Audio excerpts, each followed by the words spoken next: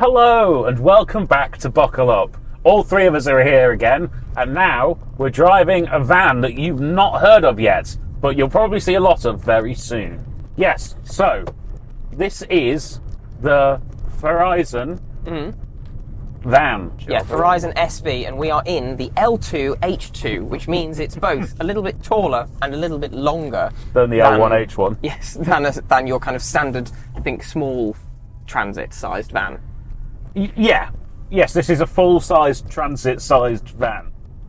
Yeah, and it is fully electric. It's fully electric, and also, I really like this, it's fully loaded. Yeah, they've put 600 kilos in the back. Yes. To actually represent, what it might feel like to drive one of these that's got stuff in it. So please bear that in mind, Rob, that there's 600 kilos of water in the back in a Bowser. What's that got to do with anything? Just might slosh about on the corners. Okay. Yes, there are two small IBCs of water. Now then. Would you like to tell us how much power it's got, please? I would love to tell you how much power it's got. I'm speeding. It doesn't... Oh.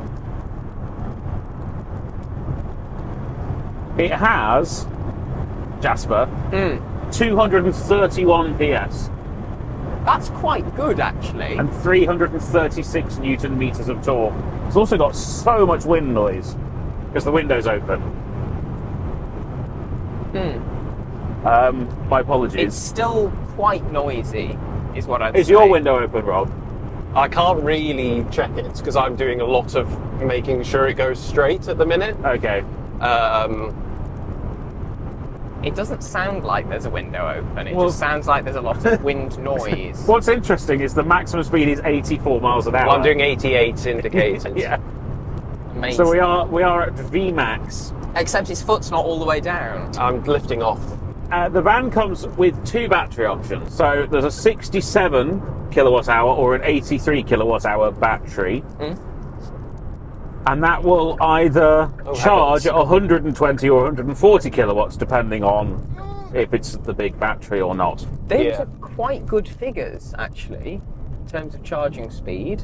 Yeah, it's and good battery capacity. It's too. also 36 minutes, 20 to 80%. Which isn't terrible. And 2,000 kg towing capacity. Are we going on the city course? Well, I was going to go on the hill route and then on the city course. Or should I do that first? I'd do the city course first. Yeah, I would as well, actually. Okay. Just avoid all the gravel traps because, you don't want to be a moron and traipse gravel everywhere, do you? Yeah, you don't want to do that. No, that would be silly. Also, depending on the battery sizes and also presumably the length, but I don't have he's nodded you. separate figures for the lengths. This weighs between 2.2 and 2.3 tons. Which is so that's curb weight. Quite hefty. It is quite hefty. Hang on. So your gross vehicle weight's 3.5. Yes. So you can only put 1.3 tons total. Well, in this. It's not terrible, is it? So the payload is 1,245 kg in the smaller battery model, or 1,160 kg in the larger battery model. Okay. Oh. I'm going 20 miles an hour. Yeah, it says 10 on the road, you maniac. Are you feeling the benefit of the double wishbone front suspension? That's quite impressive that it's got. Jesus Christ. It does have longitudinal leaf spring non-independent two-piece rear suspension. How's the steering feel, Rob? Almost non-existent, Really? I'll be honest. I have to do quite a lot of steering. You're doing a lot of work. The rack right is now. quite slow, and the steering's very light. So that'll make it handy around town, but also it means that you do have to do quite a lot of pouring at the wheel in order to get the results that you want. So you have to have quite fast hands, I would say. Yes. To if you're in a city delivery driver, you probably do have that. Fairly standard for a van. Yeah. Just going to go left and then just quickly right. Is it a front-wheel drive setup? I assume it is. because It doesn't say what axle it's on, but I would have thought so from the shape of the vehicle. yeah, and the fact that generally with a van you want to retain as much space back there as possible, so fitting a motor underneath isn't exactly ideal. Oh, I'm talking nonsense. Of course, this is specific to the L2H2.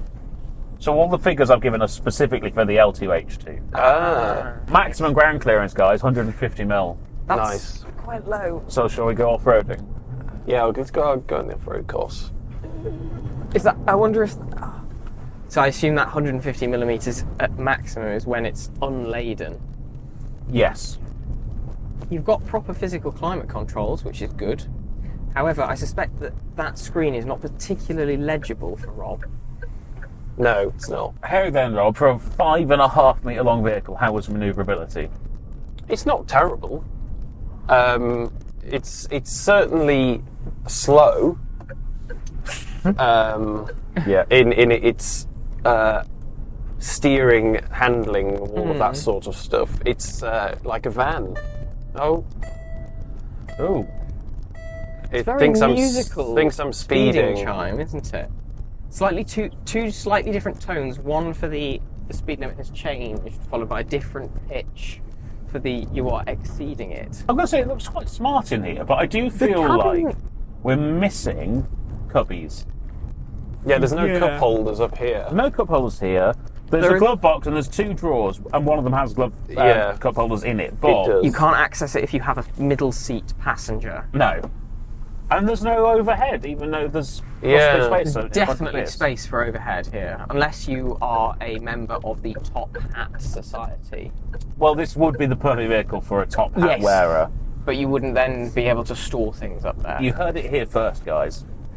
Buckle Up recommends the Farizon SVE for top hat wearers. Yes, definitely.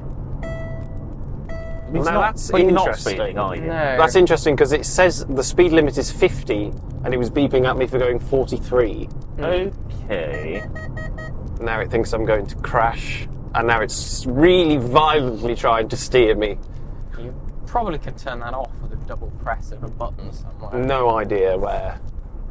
So Farizon is owned by Geely. Yeah.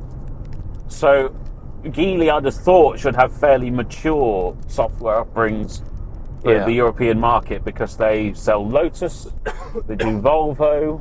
You know, they're already heavily established and smart as well. It's a 50-50 venture between Geely and Mercedes. I think I've turned it off.